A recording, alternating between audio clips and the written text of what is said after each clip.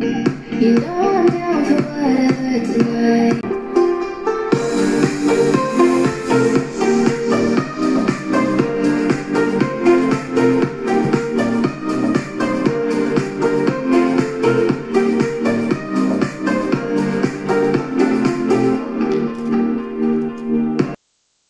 Merci de liker et de commenter, s'il vous plaît. Merci beaucoup. Bon, c'est pire dans certains pays, mais en France, les entre grosses guillemets mauvais élèves sont détectés assez rapidement. Donc, à partir de la cinquième, on peut proposer à votre enfant d'aller dans une filière professionnalisante.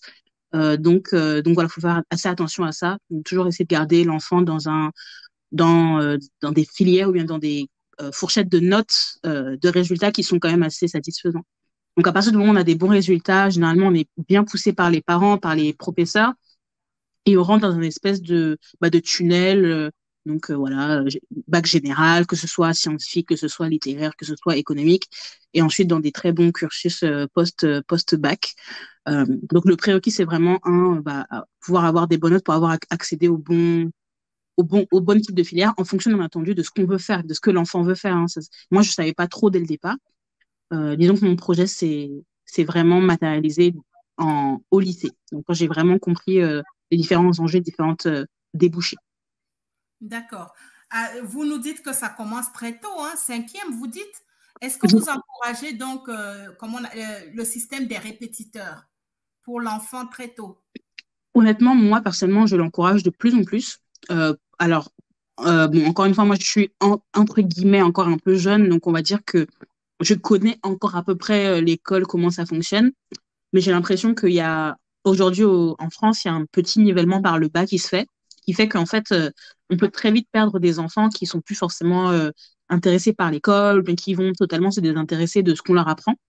Donc, quand on voit qu'un enfant commence à décrocher, je pense que la première chose à faire, c'est d'avoir un répétiteur. Moi, j'en ai pas beaucoup eu. Je crois que j'en ai peut-être eu un ou deux, mais je suis pas sûre. Mais je pense que c'est très important d'avoir des répétiteurs pour pouvoir faire avancer l'enfant au-delà même parfois des attentes de l'école parce que parfois faire avancer 30 ou 35 élèves dans une classe, ça peut être compliqué. Donc moi, je soutiens ce système.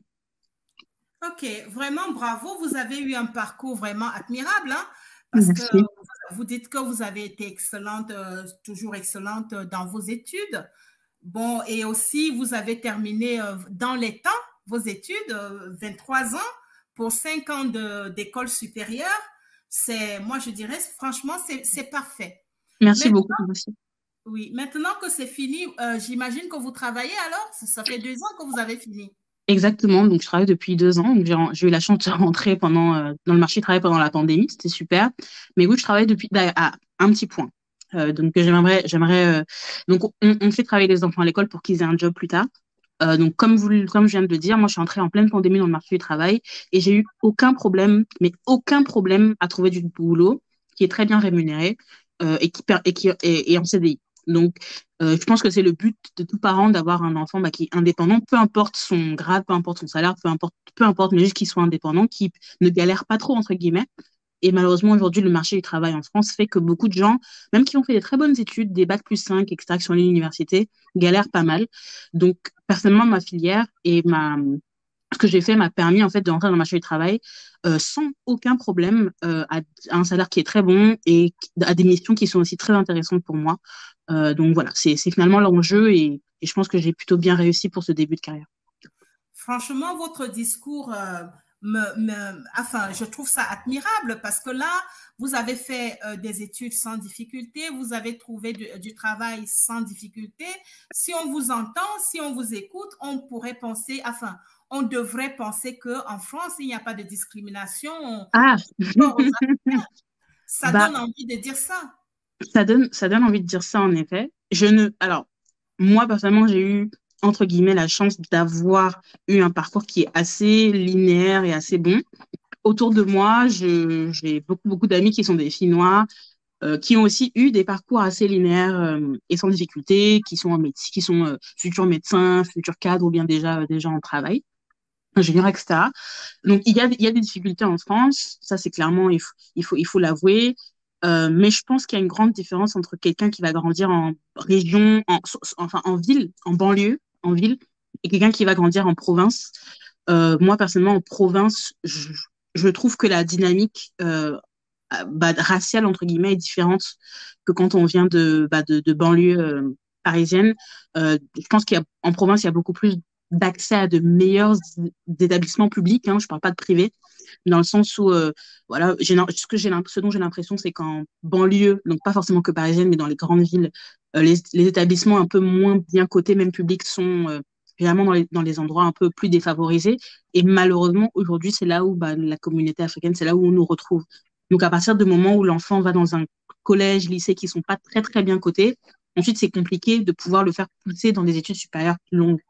Donc, c'est pour ça que je pense que la discrimination commence dès là, en fait, dès le choix, en fait, de collège, lycée dans lequel on est affecté, qui peut réellement avoir un impact sur les études supérieures après.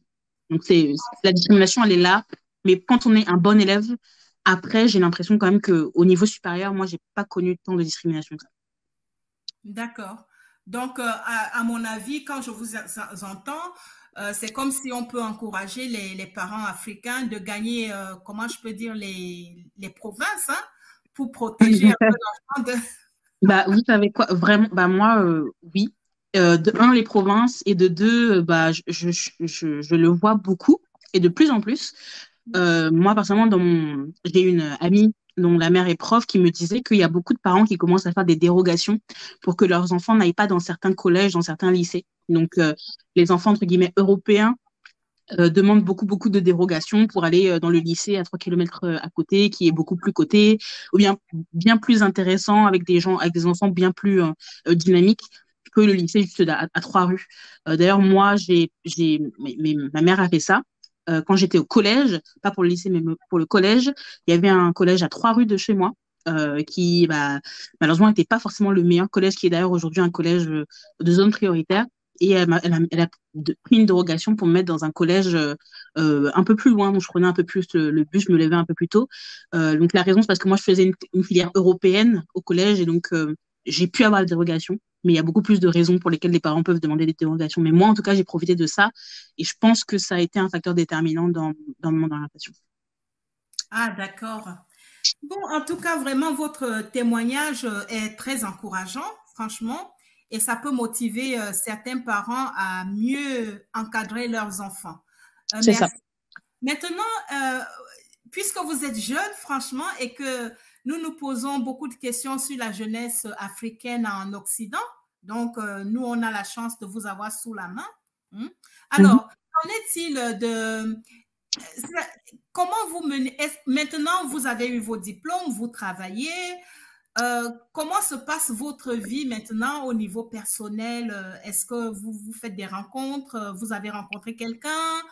C'est qui? Un occidental ou un africain?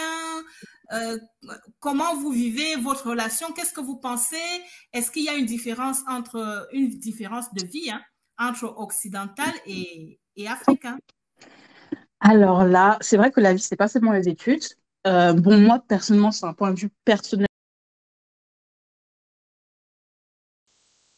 Merci de liker et de commenter, s'il vous plaît. Merci beaucoup.